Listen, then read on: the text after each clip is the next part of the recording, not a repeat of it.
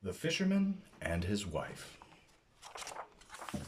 The Fisherman and His Wife by the Brothers Grimm, retold by I M Richardson, illustrated by Gary Lippincott.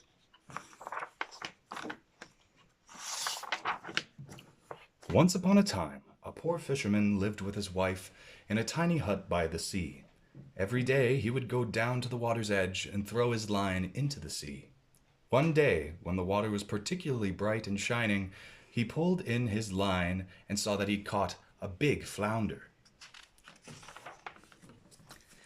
"I would not make a very good supper," said the fish, "for I am no ordinary flounder. I am an enchanted prince.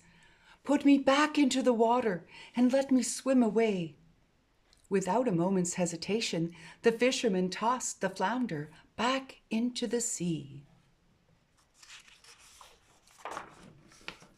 That evening, the fisherman's wife said, "Well, did you catch anything today?" "Only one flounder," replied the fisherman, "but I threw him back because he was enchanted." "Enchanted!" cried the wife. "Then he could have granted you a wish. After all, you saved his life." "That may be true," said the fisherman, "but what is there to wish for?" "This hut is small and wretched," said his wife. "You should have wished for a nice cottage for us to go live in. Go back and tell the flounder to give us a pretty cottage." When the fisherman went back, the sea was no longer bright and shining. Now it was a dull green color. The fisherman called out, "Flounder, flounder in the sea! Please come up and listen to me." At once the flounder came up and asked what the fisherman wanted. "It is my wife," said the man. "She said I should wish for something. She wants a pretty cottage to live in." "Then she shall have it," said the flounder. With that he swam back down to the bottom of the sea. When the fisherman arrived home, he saw that his tiny hut was gone. In its place was a pretty cottage with flower boxes under the windows. His wife cried, "Look! This is so much nicer than that old hut we had before." She showed him the garden, then brought him inside and showed him each of the rooms. "We shall be very happy here," said the fisherman. "We shall see," said the wife. Then they ate supper and went to bed. Hardly a week had passed when the fisherman's wife said, "This cottage is too small. Go to the flounder and ask for something bigger. Tell him I want to live in a big stone castle." "Why?" asked the fisherman. "This cottage is roomy enough for us. We do not need a castle." But his wife would not be still until he agreed to speak to the flounder again. As the fisherman approached the sea, he saw that the water had turned into a dark gray color. He called out, "Flounder, flounder in the sea! Please come up and listen to me." And when the flounder appeared, the man told him what his wife had wanted. "It is done," replied the flounder. And so it was. The fisherman saw that the pretty cottage had been replaced by a huge stone castle. There were horses and stables and beautiful gardens.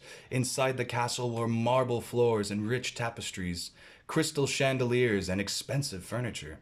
The tables were set with fine china and delicious foods of all kinds. "This is all anyone could ask for," said the fisherman. "Now we will be very happy." "We shall see," said the wife. The next morning, she looked out the window and saw for the first time how lovely the countryside was. "I want to rule all over this land," she said. "You must go again to the flounder and tell him I want to be king." The fisherman did not want to ask the flounder for any more favors, but no matter what he said, he could not make his wife change her mind. Finally, he agreed to speak to the flounder again. This time he noticed that the sea was even darker and it had a foul smell. He called to the flounder and said, "My wife is still not satisfied. Now she wants to be king." "Go home," said the flounder. "She is already king." When the fisherman returned home, he he found a larger castle than before. There were tall towers and a drawbridge, and soldiers who played trumpets at the entrance gates.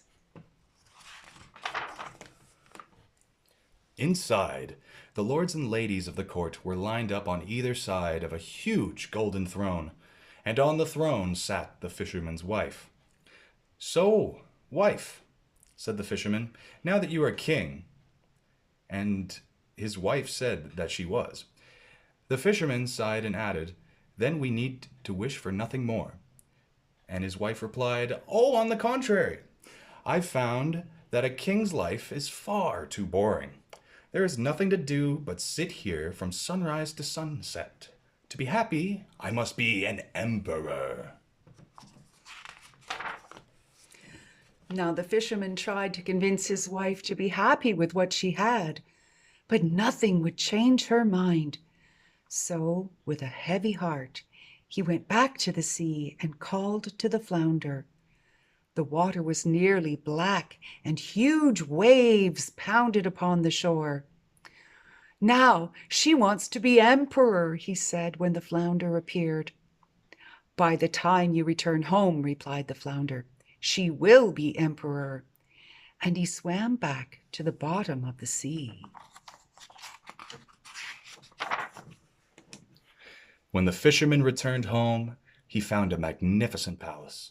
There were sparkling fountains of silver and gold, and windows decorated with precious jewels. Servants in silk costumes carried rich food on trays of highly polished silver, and in the largest room of the palace, the fisherman's wife was seated on a huge satin pillow surrounded by hundreds of attendants. The fisherman said, "I see that you are now emperor. Surely you can wish for nothing more." We shall see," she replied. The next morning, the fisherman's wife awoke just as the sun was rising. "Wake up," she cried, poking her husband. "Would it not be wonderful to rule over the sun and the stars? Go at once to the flounder. Tell him that I want to rule the entire universe." "You have asked for too much already," said the fisherman. "No one can make you ruler of the universe. Be satisfied with what you have." But his wife kept at him until he could find no peace. Finally, he agreed to go talk to the flounder again. As the fisherman made his way to sea, a great storm arose, with thunder and lightning and howling winds. He stood near the crashing waves and called out to the flounder. "Now my wife wants to be ruler of the universe," he said. "She says she must rule the sun and the stars." The flounder replied, "When you return home, you will find her with everything she deserves." Then he swam away. And when the fisherman returned home, he found his wife at the door of their house. It was the same tiny hut they had started out with, and there they lived for the rest of their days. The end.